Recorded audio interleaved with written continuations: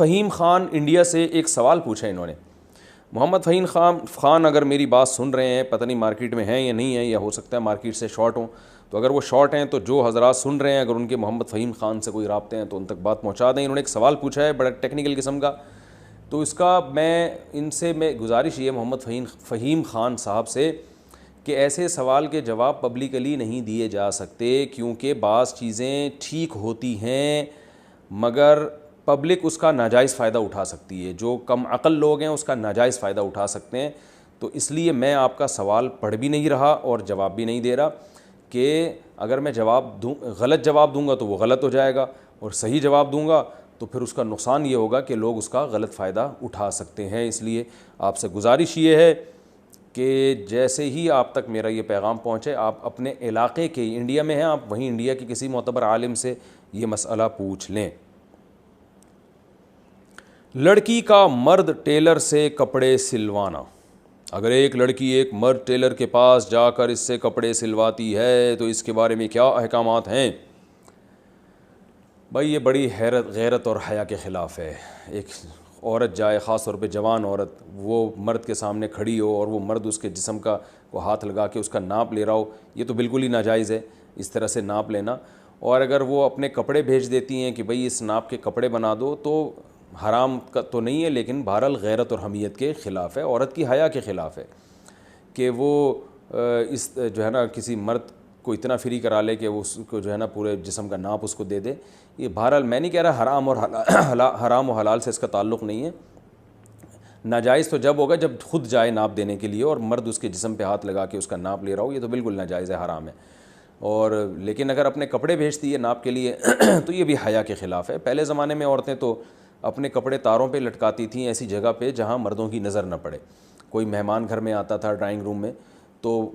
فوراً اپنے کپڑے وہاں سے ہٹاتی تھیں, اور آج بھی ہیں الحمدللہ ایسی حیا والی عورتیں, اپنے کپڑے ہٹاتی تھیں بھائی کسی غیر مرد کی ہمارے کپڑوں پہ نظر نہ پڑے. یہ سب حیا کے مسائل ہیں, تو حیا ہوگی تو بات سمجھ میں آئے گی, نہیں ہوگی تو پھر بات سمجھانا اونٹ کو رکشے میں بٹھانے سے زیادہ مشکل کام ہے. تو اس کا حلال و حرام سے تعلق نہیں ہے, حیا سے تعلق ہے. تو باقی مرد اگر لیڈیز کپڑے سیتا ہے تو مرد کے لیے بھی مناسب نہیں ہے یہ کام, مگر اجرت حلال ہوگی, یعنی کمیشن کو حرام نہیں کہہ سکتے کیونکہ ایک کام ہے کپڑے سینا بذات خود ایک جائز کام ہے, تو اس کی جو کمیشن لے گا وہ کمیشن حلال ہوگا, یعنی اس پہ جو اجرت لے گا. اسی طرح عورت اگر مرد کے کپڑے سی کے کمیشن لیتی ہے وہ کمیشن بھی حلال ہے, مگر یہ حیا اور غیرت کے خلاف ہے, اس کو ختم کر دینا چاہیے, خاندانی بننا چاہیے, خاندانی. 11ویں شریف کا کھانا کھا سکتے ہیں؟ حسنین خان ٹیکسلا سے, کیا 11ویں شریف کا کھانا حلال ہے یا حرام؟ دیکھیں, کھانا اگر حلال پیسوں سے بنا ہے, اللہ کے نام پہ بنا ہے, اور اس کا مقصد تھا شیخ عبد القادر گیلانی رحمۃ اللہ علیہ کی روح کو ثواب پہنچانا, تو کھانا بذات خود تو حلال ہے, یعنی اس میں کوئی حرام کا عنصر نہیں ہے ظاہر ہے.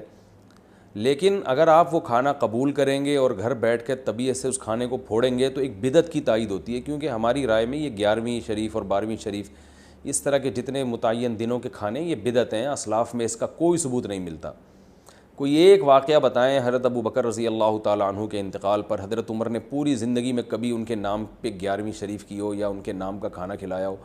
یا حضرت عمر کی شہادت کے بعد یہ کام کیا, یا حضرت علی کے بعد, یا حضرت عثمان کے بعد, کہیں بھی ہمیں کہیں بھی کچھ بھی نہیں ملتا.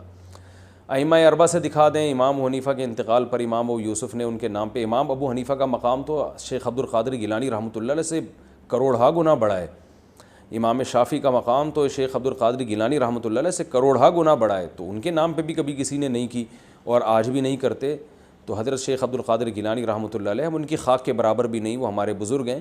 مگر اور انہوں نے خود بھی یہ بات نہیں کہی ہے, حضرت شیخ عبد القادر گیلانی رحمۃ اللہ علیہ نے کہیں بھی خود بھی یہ ترغیب نہیں دی کہ میرے بعد یہ سب کچھ کیا کرو. تو یہ بات کے لوگ ہیں جو عقیدت میں غلو کا شکار ہو کر اس طرح کی چیزیں کرتے ہیں, تو ہمیں اسلام کو دیکھنا ہے جو اسلام نے جیسے کہا. تو اگر آپ یہ کھانا قبول کر کے کھائیں گے تو ایک بدعت کی تائید ہوگی, اس لیے اس سے اجتناب کرنا لازم ہے, اور محبت سے سمجھا دیا کریں, پھڈے بازی نہ کریں کسی سے.